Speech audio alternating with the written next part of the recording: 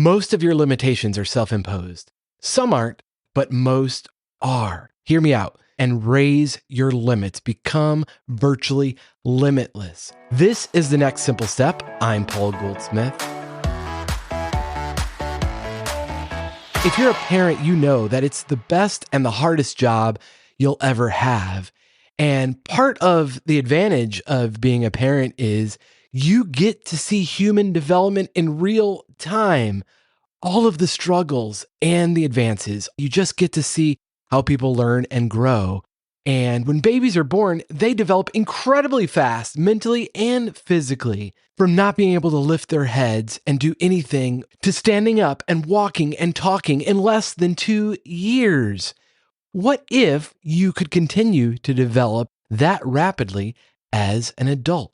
Every 2 years, a new level. Let's take a physical example, not being able to walk upstairs without being winded to jogging upstairs with ease. To do that, you have to improve your VO2 max. Your VO2 max is a measurement of the maximum amount of oxygen your body can use during exercise. And to improve it, there are many studies that show that a large increase in VO2 max have been a result of a 10-week program. Now, of course, those programs are intense, but it can happen in as little as 3 months. Or let's take another example, more of a mental one. Go from speaking one language, English, to becoming bilingual. A lot of people just assume once you become an adult, it's just impossible. And it's easier for kids to learn languages easier than adults, but it's not impossible. In fact, according to the Foreign Service Institute, the time to gain professional working proficiency for native speakers of English, learning a Category 1 language like French or Spanish, it can take from 24 to 30 weeks. For a Category 2 language like German or Indonesian, it takes approximately 36 weeks to achieve the same level. And then for a Category 3 language like Greek or Hindi, Russian, those take about 44 weeks or just under a year to get proficient in a foreign language. Maybe it would take you twice as long. It probably would me, but that's still under 2 years. One other example. Maybe you've always wanted to write a book. The average book writing times for new authors, say a 40,000 to 70,000 word novel, takes about 3 to 4 months. A 70 to 100,000 word novel takes 5 to 8 months. A 100,000 to 130,000 word novel takes 8 to 12 months. Again, just about a year. The key to changing, up-leveling your life every year to 2 years is just to decide to do it. What do you want to learn? How do you want to grow and get better? Don't wait for somebody else to tell you or wait for the right time or resources. Time doesn't slow down. Other people aren't going to do this for you. And life is not a simulation. This is it. And we get to choose if we want to grow or if we're just going to be resentful of opportunities that have passed. And so what I've learned is the quickest way to really get momentum going on a new goal is to get some quick wins. And the way to do that is start measuring the thing it is you want to learn. So if it's improving your aerobic capacity, measure your VO2 max. Get an Apple Watch or a Garmin or Whoop or some other device that measures it so you can see the improvements as you go, even if you don't feel it. And if you want to learn a new language, you can use an app that tracks your progress as you go. Of course, there will be frustrations and setbacks, but that's why you want to track your progress as you go. Progress, not perfection. And I'm writing a book. I have a number of friends that have written books, and they tell me it's not easy. If it were easy, everyone would do it, but they just committed to writing a certain number of words each month or each week or every day. It depends on how important that goal is to you and your deadline. But that's it. You just track your progress as you go. It's not about quality of work. You just got to write the words every day. Tell your editor to wait. And I don't mean another person, your own self-editor that will say, you're not going to improve your aerobic capacity, or you'll never learn a new language or write the book. Well, maybe not, but nobody can stop you from trying. And that's the key here. Decide what it is you want to accomplish and decide to do it now, because the best time to start would have been 2 years ago. The second best time is right now.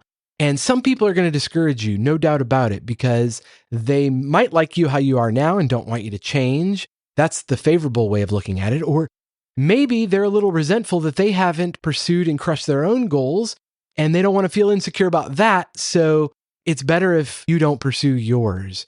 Don't accept that. Your true friends will be encouraging. They will support you. Really, I do think that growth is possible at a lot faster pace than maybe you have accepted.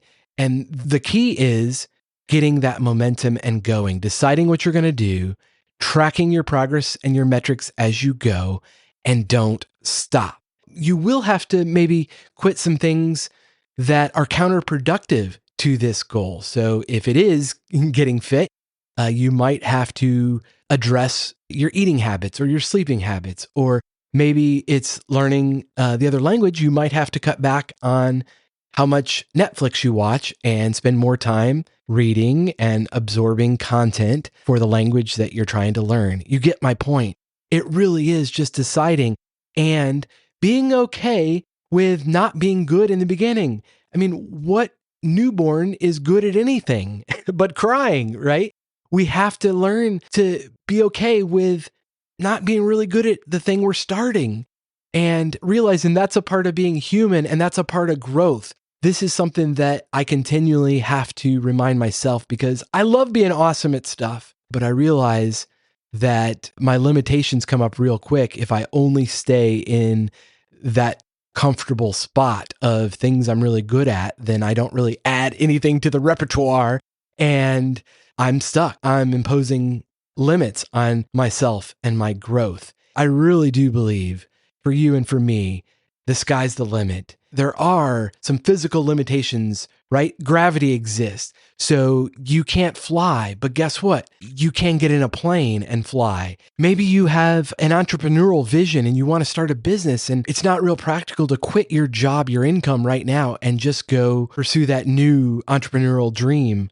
But could you do it on the side for free to learn how that works before you quit your job? Is it something that you can learn from others and maybe apprentice or volunteer in that area? If you wanted to become a photographer, offer to help another photographer with carrying their gear, whatever it is. Go work around somebody in that space and ask them questions and learn how they got started. And I don't believe you're ever too old. It's ever too late. You're still here for a purpose. You have abilities, you have dreams and desires. And if you don't quite know what that thing it is, that yearning you have, it might be a good time to start journaling. I've got a friend that leads people through a journaling course. You can check out Luke's journaling course at holywork.com if that's something that is of interest to you, because I think for a lot of people, we have put off our dreams for so long that we don't even know what it is we want anymore. And we're told by society and the things we watch and listen to what to want, but that's not necessarily for us. And so you might need to start journaling and getting quiet with yourself and really fleshing out those deeply buried dreams and aspirations. Don't wait for someone else to clarify it for you. Time to challenge your self-imposed limits. Make today your day one, not someday, not one day. Day one of your next transformation. Just think 2 years from now, looking back at today, what has to happen for you to really feel a new level of accomplishment? Figure it out and get started today. Thanks for listening. I'm Paul Goldsmith. If this has inspired you, please share it with others, and I'll talk to you next time on the next Simple Step Podcast.